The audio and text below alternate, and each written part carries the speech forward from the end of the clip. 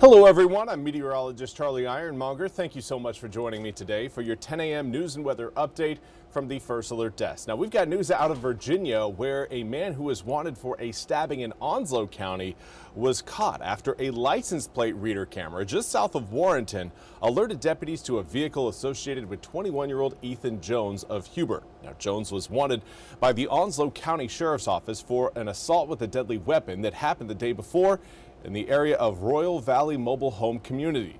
Warrants show that Jones stabbed a man in the stomach with a kitchen knife, causing serious injury. The victim was taken to the hospital but has since been released. Now, deputies in Virginia found Jones's vehicle on Marsh Road, and a traffic stop was conducted in Opal. Officials say Jones was identified as the driver and was arrested.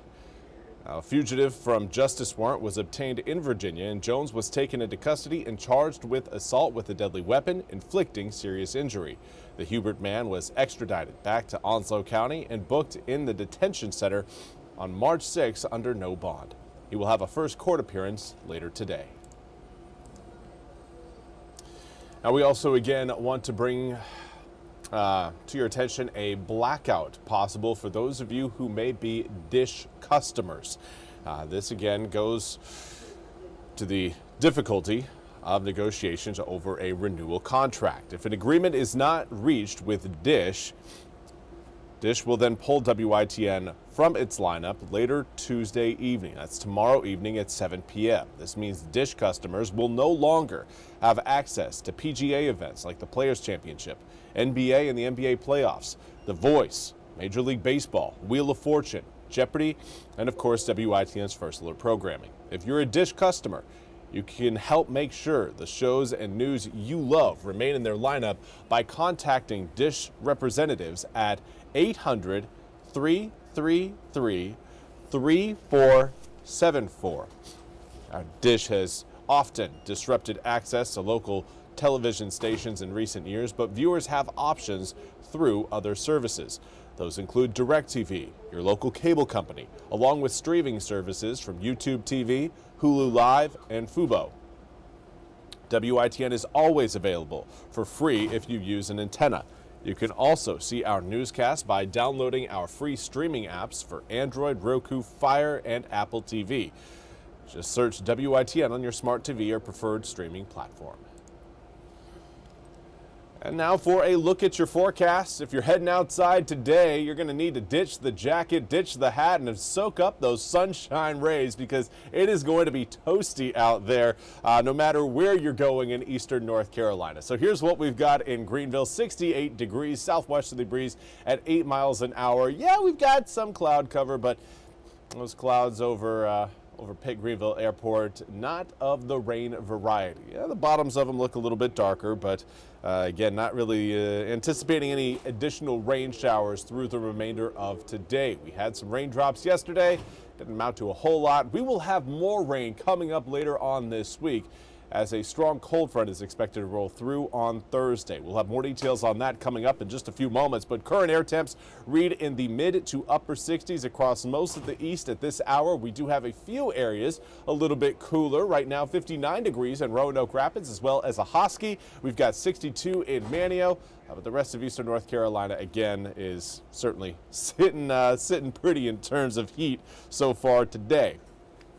Now, winds currently blowing in at a fairly mild 3 to 8 miles per hour. Wind direction is variable across eastern North Carolina, but we're generally seeing most of the air coming in out of the south to southwest, and that's going to help boost afternoon air temperatures back into the mid to upper 70s. A few areas could end up in the low 80s later on this afternoon, but I think most of us generally around 77, 78, 79 degrees.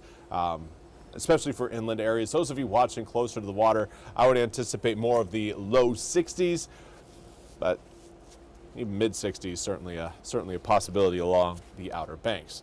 Later on this evening, 76 degrees by 6 turns to 67 by 9, 65 by 11, and we will wake up tomorrow morning with overnight lows dropping down into the upper 50s. Now, low 60s will return by 9 a.m., upper 60s by 11, and we're going to be hanging out in the mid 70s by lunchtime, and then we'll continue to get warmer as we see a reduction in cloud cover over the first half of the day into the second half of the day.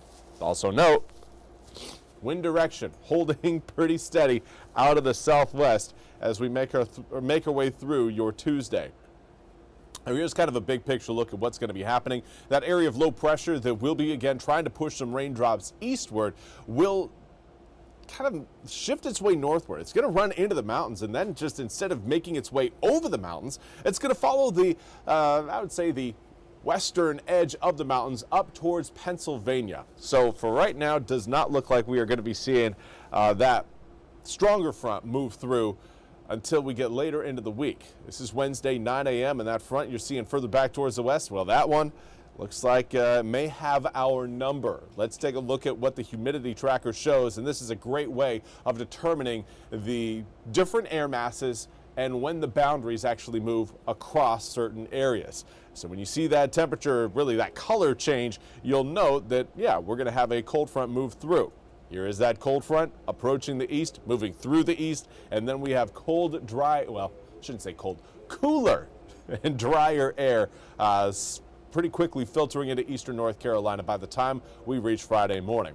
That will impact not only your Friday air temperatures, but more importantly, the strength of the storms on Thursday.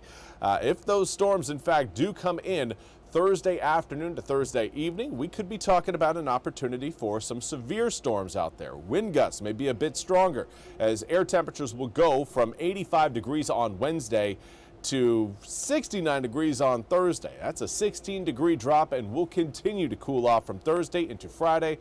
But Friday, we'll see those air temperatures bottom out at 38 degrees Friday morning, 62 by Friday afternoon, and then we start to warm back up again as we head through next weekend. 70 degrees Saturday, 75 by Sunday, 76 the following Monday.